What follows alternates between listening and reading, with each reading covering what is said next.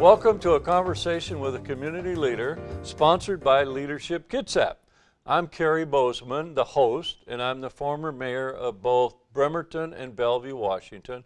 And it's my pleasure today to get to interview and have a conversation with a real community leader, Katie Walters. Katie? Thank you. Yeah, good to have you. And I will admit that I've known Katie for quite a while, and I actually serve on Katie's board on Leadership Kitsap.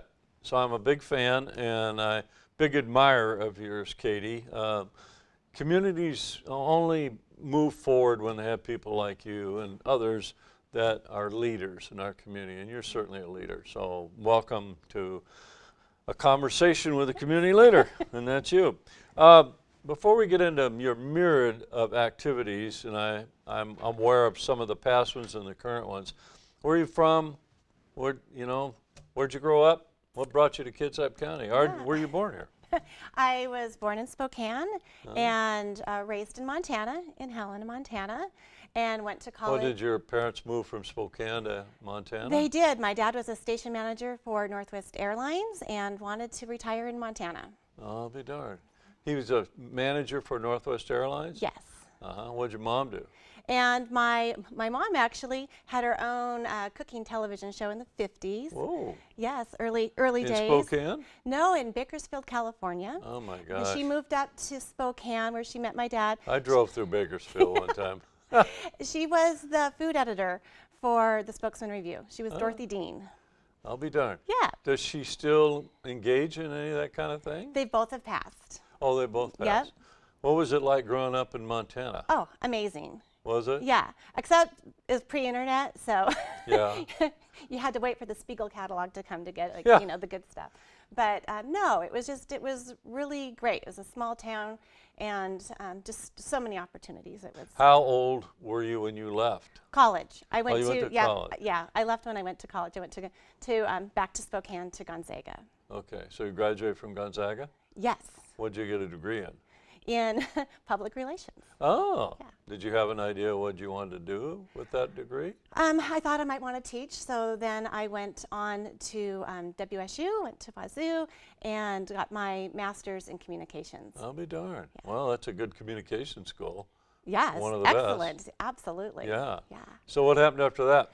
Then I moved back this direction.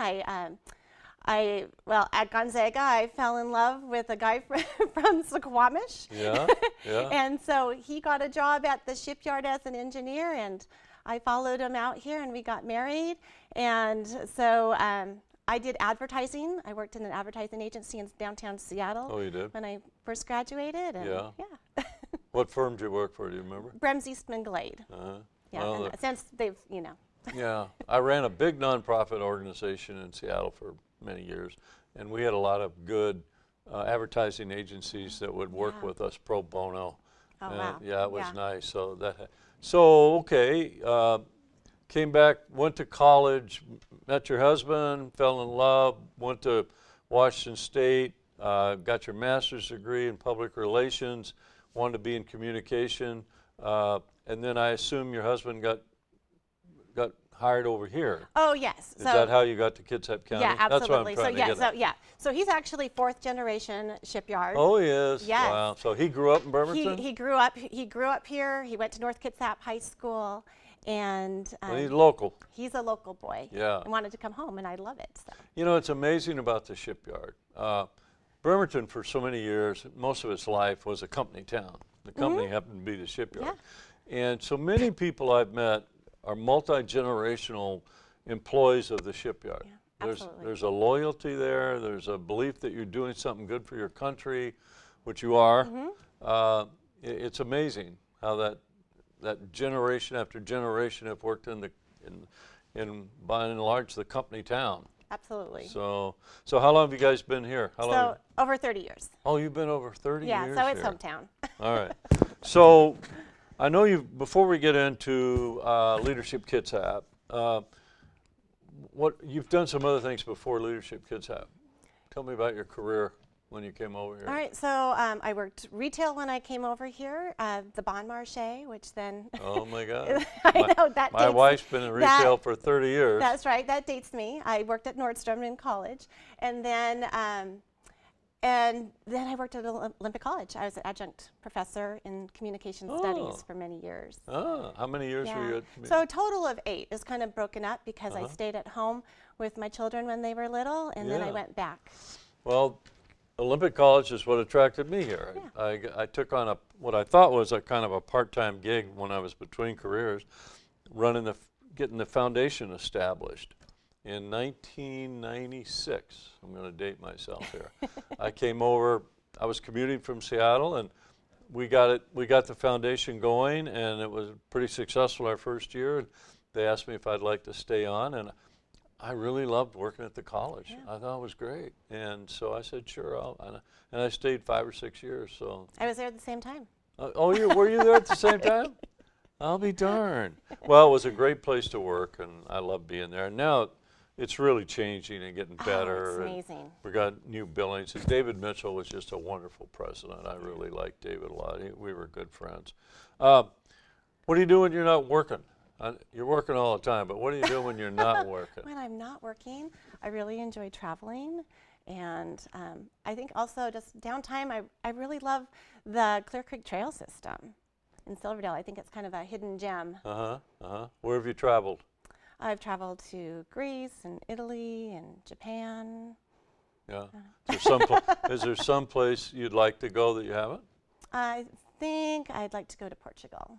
Would that be, Yeah. A friend of mine, talk about travel for a minute, but a friend of mine just took one of those riverboat cruises, and I think he started in Lisbon or in Portugal, and some river in Portugal. That's my bucket list, is one of those riverboat cruises in Europe. Nice. Yeah, because everybody that I know that's taken one has thought it was good, it was fun. I have no interest in being on a 6,000 person cruise ship, but a couple hundred people, I could do it. So I know you have children, so talk about them, their ages. Well, let's see, I have 3 boys. You got your hands full. It's a rough and tumble house. The oldest graduated from Gonzaga and is an analyst in New York City. He lives in Manhattan. Wow. Yeah. And then Analyst for who? Right now he's with the New York Times. Oh, is he? Yeah. He's kind My of moved. favorite newspaper in the world. He's a millennial, so he's moved around quite a bit. Great. Currently Well, he's he at the couldn't New be York working Times. for a better news organization. Oh yeah, I'm a proud mom. Premier in the world, I think. Yeah, it's great. So what about the other ones? And then my middle son Tom is a senior at Gonzaga, and he'll graduate with his mechanical engineering degree, and he has a few opportunities. He's either looking at grad school or to You work. guys are just committed to that Gonzaga Bulldog thing, go right? Zags. You got a good basketball team, I'll tell you that. Number 1. Number 1, yeah, that's a good program over super there. fun. And then the youngest is at Clahalia. He's a junior.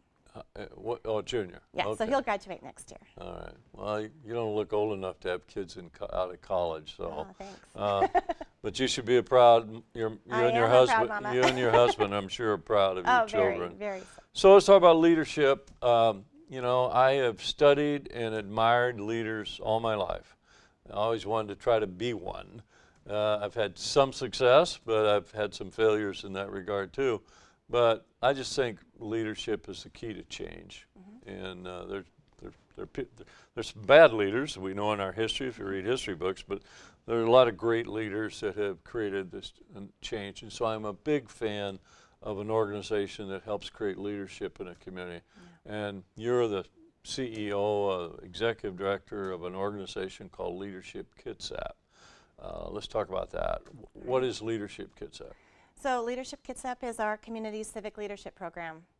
We've been around since 1993, and we were established by all of the chambers of commerce in Kitsap and the United Way of Kitsap County came together, and it was a time that people were looking around the table and they're like, well, it's the same people doing all the work. Right. Sometimes that doesn't change, but right. we're trying to work on changing those faces. And so they looked to Seattle that had a program that had started called Leadership Because Tomorrow. Leadership Kitsap is kind of a national program, isn't it? It is. So it's all over the country? Absolutely. So we're part of the Association of Leadership Programs. Oh, you're good. There's programs like us all over the United States. I go to the conference yearly. And are there other leaderships on the peninsula? not on the peninsula. There's one in Olympia. You're the only one. We're the only one on the peninsula. We're the only one. We're the only one. Right. Uh-huh. Yeah, and our sister program really is, our big sister is Leadership Tomorrow in Seattle. Tacoma got a leadership program? They have one in Federal Way. I'm not sure if Tacoma proper has Oh, I'll one. be darned. Yeah. I know Tacoma's got a city club, Yes. which they call So they, which I yeah, they serve have some 20 of that something, but kinda they're same not. thing. Yeah. Okay, so you got started in 1993 and started by the local chambers of commerce, right? Yeah. So what's the mission of Leadership Kitsap? To foster and empower educated and prepared community leaders. Wow, you got that down. So a lot of times I'll ask people what the mission of their organization is, and they have no idea, right? But so what does that mean? Well, what does that mean? Yeah. So I think we run a 10-month adult education program, and a lot of times organizations will send their existing leaders, mid-level leaders to us. And so So the program is 10 months, 10 months. right? And how do you recruit the people to get into the program? So a lot of it is by word of mouth. A lot of it is organizations that have sent people through the years to us to apply. There's an application process, so you don't automatically get in. We select 25 to 30 individuals a year, but now a lot who of determines who gets in? so the board. We have a panel of board members, Right. and so if they submit a written application, and then we do in-person interviews as well. Right. Yep. And how big a group do you take every year? About 25 to 30. 25 to 30, and you've been in existence for, so I mean, how many people have been through the program? So over 600. Wow. Yeah. So you have a pretty substantial alumni We association. have a huge alumni association. It's a great network. I think that's our greatest potential is, I is absolutely connecting with our alumni, I because there are amazing absolutely people in our agree with alumni that. pool. You know, I'm an alumni of various organizations. My high school, my college, yada, yada. And I write checks every year to them. Not big checks, but I've written a check since I graduated from high school, which was a long time ago, to the Lincoln High School Alumni Association. Oh, wow. I get a newsletter, and you know they put on what do they call it when you reunions, that sort of thing. But my high school meant a lot to me. Yeah. You know, it helped change my life. So I think Leadership Kitsap, and you and I have talked about this, has some of that kind of component where going through that class, my guess is almost 90% of those people, something clicked in that class that changed their life. Oh, absolutely. And I think there's a real pride for the class that you're in. We see that. And you meet all those new people. Because it's the connections that you make within your class. And I think that's why I also like having the small class size, because I know some programs have like 70. I think keeping it at 30 is more manageable, but it's also, there's those connections. And I think that is one of the greatest gifts of our program, is because we bring in people from private, public, and nonprofit governments all together. And so a lot of times people are like siloed in their own worlds. And this way we are making those connections. Right. So I think when they're done with the class, if they have a question or a need, they have someone they can call. I would guess, just thinking about the diversity of your group, that most people in are younger. They're young professionals, would you say? Well, I don't know. I think we have the age span. Oh, yeah, well, I that's think we good, really do. because I think you should. Yeah. I really think programs are more successful when they're intergenerational. Oh, yeah, absolutely. Right? Like, I would never think about going to a senior center. You know, I don't want to talk to a bunch of people my age. I want to talk to, you know, so I'm really a big fan of mixing people age-wise, diversity-wise, culture-wise. Yeah, and I think we do that because part of the program is the class is divided into community service project teams, and the teams are made up of people. We have them do the strengths finders and Myers-Briggs, so we kind of use that as a guideline, but we also, so we mix up people, so we have really strong teams that are made up of a mix of strengths and a mix of occupations, and then just kind of look logistically where they live, but try to have really strong teams so that then they can choose a project that they're compassionate about. They do an exercise where they discern their values and interests, and then they go and choose a community partner that matches that and do a project for them. So does a group of, so you have a group of 30 that are, they get recruited, or we'll talk about how they get into the class, but they meet, it's a 10-month program. They meet once a month? So yes, so part of the program is Usually on a weekend? for the projects, they're on their own, so they choose when they meet. I was in the class of 2014. My team met weekly, so it just is really up to the teams when they meet. But for the program, for the SET program, we have monthly, we call them challenge days, which are like an all-day long seminar. So they're like trainings. Yeah, trainings. And you have a different workshop subject training. at each challenge day. Right, and so we begin the year with an overnight retreat. The first Where day do you do that? at the Civic Conference Center. Oh yeah, nice, perfect. Right, and the first day is focused on leadership development, and you've spoken at that I have, before. yeah. And then the second day is really about coming together as a team and getting to know your team, and then how to give back. And then forward every month, then we have a challenge day, which focuses on a different aspect of Kitsap County. So from economics to arts and culture, healthy community. So we do the different sectors within each month, and then we bring in the leaders of those sectors to speak to the class. I see you've adopted one of my suggestions. Talk about blue zones, right? Right, yeah, we're going to talk about blue zones. Yeah, a little I think bit healthy about communities is a big thing. Yeah. And we're becoming we have a lot of old people living longer, and living in a healthy community that supports that with infrastructure and programs. That's a big deal, and I think it's really important. I really do. I've always believed that. Okay, so if someone's watching and they think this might sound kind of interesting and they might want to be in a class, what do they do? So our application is online at leadershipkitsap.org. You'll see there's a place to apply. Leadershipkitsap.org. Yes. Okay. Yes, and there's an application, and you fill out the application. The tuition is $2,500. And usually a good part of that's paid by the employer, By right? the employer. Usually by the employer. We do request $250 paid by the participant once they're accepted into the program. Yeah. Yeah. Well, it's the best investment an employer can make. Oh. I mean, if that person who works for you goes through Leadership Kitsap and they come back with one idea that helps change your company, that's the best investment. Your training and inspiration and being around other people who are people that inspire, that's the best thing you can do. Oh yeah, you're around people that are just getting things done. You have such a great sense of community, and you feel really good about what's going on in Kitsap because you meet all the people that are doing the good work. Right. Yeah.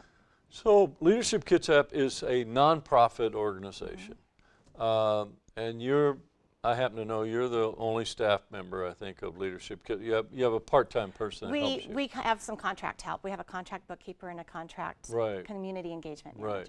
So how do you fund Leadership Kitsap? A big portion of it is through tuition, and then beyond that we have sponsorships for the program as well as the challenge days. I think it's so valuable, an organization, and does such good work, that it's the best deal in this community. Oh, I agree. I'll tell you. Yeah, it is. I mean, I'm very aware. I've worked in nonprofit work all my life, except when I'm mayor of a couple of cities. But I'm very familiar with the Seattle Leadership Kitsap. I've spoken to them a number of times, and the community of Seattle, the business community of Seattle, absolutely believes in that program. Boeing. This is something that's really important as we grow, especially as Bremerton and the peninsula here becomes less dependent on the military and more involved with the private sector. Then these leadership roles become even more important. I think what we're doing and what you're doing is absolutely. So you have a board. Let's talk about the board for a while. How do you recruit your board members? How long do they stay on? What do they do? Yeah, we have a 19-person board. Is that about where you want to be? Yeah, it's a good size. Yeah, and I think it is too. Yeah, I think, and it's a working board. It's not an advisory board. So as you know, it's a working board. Everyone rolls up their sleeves. So everybody has a job to do. Everyone has a job to do. They serve on a committee. They serve on a challenge day. They help work with each of the, probably within their own sectors, they help get the leaders for the challenge day. They help raise money. They donate themselves. Right. And just really, I love our board, just great people, great skills and talents, and they are just really giving of themselves back to the class. And you meet once a month, once every? Yeah, we meet monthly. Monthly. Then you have a retreat? We have a retreat at the beginning of the year, and we have a mid-year retreat to touch base. I am going to actually miss your retreat. I'm going to be out of town with my wife on vacation. So what haven't we mentioned about, we're going to go on a couple of the subjects about Leadership Kitsap. I think also what also makes us unique is we run a positive leadership curriculum. It's a curriculum designed specifically for community leadership programs, and it's a different look at leadership than you'd get from like a management program. So we're looking at different capacities of leadership. So resilience, community building, authenticity, looks at things like gratitude, a different look at leadership, and how you can be that positive force to create positive change. Right. Do you have any, does Leadership Kitsap have any relationship with the Kitsap Foundation? We have our endowment there. Oh, good. Well, that's good. And I know that the Suquamish tribe, the tribes are very supportive, right? Very supportive of us, very supportive. A lot of their what do they leadership do reflects to the help program. you out? So they're our the Port Madison Enterprises is one of our executive sponsors, one of our top tier sponsors, but they help us in so many ways beyond that too. They, we're heading down to Olympia for our state government day. We they provide the transportation for us. And then Arts and Culture Day, we're at the Suquamish House of Awakened Culture, and they provide the meals that day. And then we also go visit the Suquamish Museum. So No, I'm aware of that. they're an integral part of our program. Right, they've been a big supporter. Yes. Are there other big sponsors that you have? Olympic College has also been a huge sponsor for us. They're also at the executive level. And then a big part of our funding too comes through the Kitsap Great Give. So that's right. Yeah, so through the Kitsap Community Foundation, the Great Give has been wonderful for us because that's where our alumni then give back to the program. Right. Yeah. But you're a nonprofit, but you're not a member of United Way. Are you not United Way agency? We're not an agency of the United Way. Right. However, they are another huge part of our program in that they help start us. So our office is housed at the United Way Nonprofit Center. They support a lot of our copying and and the use of the conference room. They're huge. Yeah. And then also that's just another way to give to Leadership Kitsap is through the United Way campaign. And the shipyard, they send people to the program. Oh, absolutely. We have several shipyard employees every year. They've been very supportive in that way. Rick Tiff, and he actually used to serve on the board. He was the former board president. I know, he's a good friend. Yeah. He's good in the community, really good in the community. And Watson Furniture also, right? Yes, Watson also, and we go out to a day at Watson, which is also fabulous. I think a lot of our days we're always offsite at different locations, so it's kind of like a backstage pass to Kitsap. Access to places that you wouldn't normally get to see, and Watson is one of them, and they are fabulous. Right. Yeah. And then you have a government day where you haul everybody down to Olympia, right? That's right. We go down to Olympia for the day. We're fifth graders for the day. Well, you are on a field trip. You're looking at democracy in action. Oh, absolutely. Right. I mean, that's the lesson to learn. Well, and I think too is just to see how interrelated it is at the state level, and we see the federal level when we talk with the Navy, just to bring it down to the local level and how it all is interrelated. Yeah. Okay, let's talk a little bit about a new program you've taken on this year called 20 Under 40? Yes. What is that? So the 20 Under 40 Awards program has been around since 2005. It originated through the Kitsap Peninsula Business Journal, and it's passed hands a couple times. That was Dee and Larry Coppola, right? They started it. Right. And then it passed on to the Kitsap Sun, and they just in the last couple of years, they didn't have the capacity to hold the event anymore, reached out to us, and we met with David Nelson, the editor of The Sun, and it seemed like a really great fit. And they are our media partner, but way more than that. They've just been amazing in helping this transition. So the program was gone for a couple years, and so it's just awesome to be able to bring it back.